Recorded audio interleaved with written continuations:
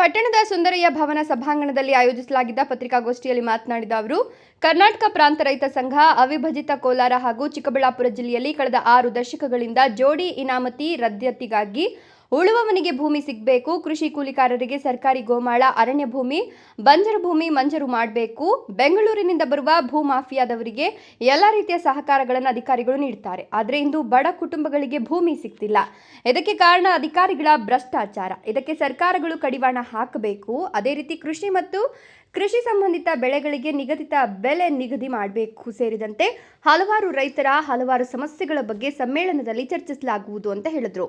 ಜಿಲ್ಲಾ ಸಂಚಾಲಕ ಚೆನ್ನರಾಯಪ್ಪ ಮಾತನಾಡಿ, ರೈತರಿಗೆ ಹಲವಾರು ದಶಕಗಳಿಂದ ಜಮೀನು ಮಂಜೂರು ಮಾಡದೆ ಸರ್ಕಾರಗಳು ವಿಳಂಬ ಮಾಡಿ ರೈತರಿಗೆ ಅನ್ಯಾಯವಾಗ್ತಿದೆ. 50, 53, 57 ದರಖಾಸ್ತುಗೆ ಸಲ್ಲಿಸಿದ ಅರ್ಜಿಗಳು ಇಲ್ಲಿ ತನಕ ಮಂಜೂರಾಗಿಲ್ಲ. ಯಾವುದೇ ಕಚೇರಿಗಳಲ್ಲಿ ಹಣ ನೀಡದೆ ಯಾವುದೇ ಕೆಲಸಗಳು ನಡೆಯೋದಿಲ್ಲ. ಎಲ್ಲ ಕಚೇರಿಗಳಲ್ಲಿ ಭ್ರಷ್ಟಾಚಾರ ತುಂಬಿ ತುಳುಕ್ತಿದೆ.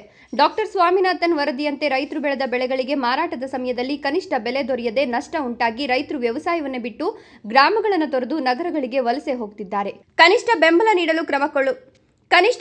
ನೀಡಲು ಕ್ರಮ ಕೈಗೊಳ್ಳುವಂತೆ ನಿರಂತರವಾಗಿ ಒತ್ತಾಯಿಸಲಾಗುತ್ತಿದೆ. ಜಿಲ್ಲೆಯಲ್ಲಿ ಅರಣ್ಯ ಇಲಾಖೆ ಅನಗತ್ಯವಾಗಿ ರೈತರಿಗೆ ಕಿರುಕುಳ ನೀಡಿ ಅವೈಜ್ಞಾನಿಕ ಭೂ ಸ್ವಾಧೀನ ಪ್ರಕ್ರಿಯೆಗೆ ಮುಂದಾಗಿದೆ. ದರಖಾಸ್ತು ಕೋಡಿ ವಿದ್ಯುತ್ ಖಾಸಗೀಕರಣ, ಸರ್ಕಾರಿ ಕಚೇರಿಗಳಲ್ಲಿ ವ್ಯಾಪಕ ಭ್ರಷ್ಟಾಚಾರ ನಿರಂತರವಾಗಿ ನಡೆಯುತ್ತಿದೆ. ಪ್ರಮುಖ ಬೆಳೆಗಳು ಟೊಮೊಟೊ, ಮೆಕ್ಕೆಜೋಳ, ಹೂವು, ಮಾವು, ಈರುಳ್ಳಿ, ರೇಷ್ಮೆ ಬೆಳೆಗಾರ ಸಮಸ್ಯೆಗಳಿಗೆ ಸರ್ಕಾರ ಬೆಂಬಲ ಬೆಲೆ ನೀಡಬೇಕು. ಬೆಳೆಯ ನಷ್ಟ ಪರಿಹಾರ, ಅತಿವೃಷ್ಟಿಯಿಂದ ರೈತರನ್ನ ಸಂಕಷ್ಟದಿಂದ ಪಾರು ಮಾಡಲು ಸರ್ಕಾರಗಳು ಮುಂದಾಗಬೇಕು ಎಂದರು.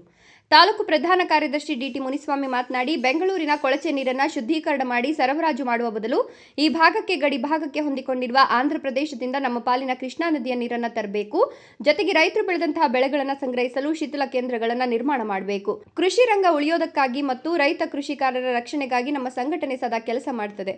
ರೈತರು ಯಾವುದೇ ಒಂದು ಜಮೀನನ್ನು ದುರಸ್ತಿ ಮಾಡಿಸಲು ಲಕ್ಷಾಂತರ ರೂಪಾಯಿ ಕೊಡಬೇಕು. ರೈತರಿಗೆ ಸರ್ಕಾರ ಯಾವುದೇ ಹಣಕಾಸು ನೀಡದೆ ದುರಸ್ತಿ ಮಾಡಿ ಮನೆ ಬಾಗಿಲಿಗೆ ಕೊಡೋದಾಗಿ ಪತ್ರಿಕೆ ಮಾಧ್ಯಮಗಳಲ್ಲಿ ಪ್ರಕಟವಾಗುತ್ತೆ. ಆದರೆ ಅದು ಪತ್ರಿಕೆಗಳಿಗೆ ಮಾತ್ರ ಸೀಮಿತವಾಗುತ್ತದೆ ಎಂದ ಅವರು, 25-26 ಫೆಬ್ರವರಿ 2026ರಂದು ಬಾಗೇಪಲ್ಲಿಯಲ್ಲಿ ನಡೆಯುವ ಬೃಹತ್ ರೈತರ ಹಾಗೂ ಬಹಿರಂಗ ಸಭೆಗೆ ಜಿಲ್ಲೆಯ ಎಲ್ಲ ರೈತರು, ಕೃಷಿ ಕೂಲಿಕಾರರು ಹೆಚ್ಚಿನ ಸಂಖ್ಯೆಯಲ್ಲಿ ಭಾಗವಹಿಸಿ ಸಮ್ಮೇಳನವನ್ನು ಯಶಸ್ವಿ ಮಾಡಲು ಈ ಮೂಲಕ ತಿಳಿಸಿದರು.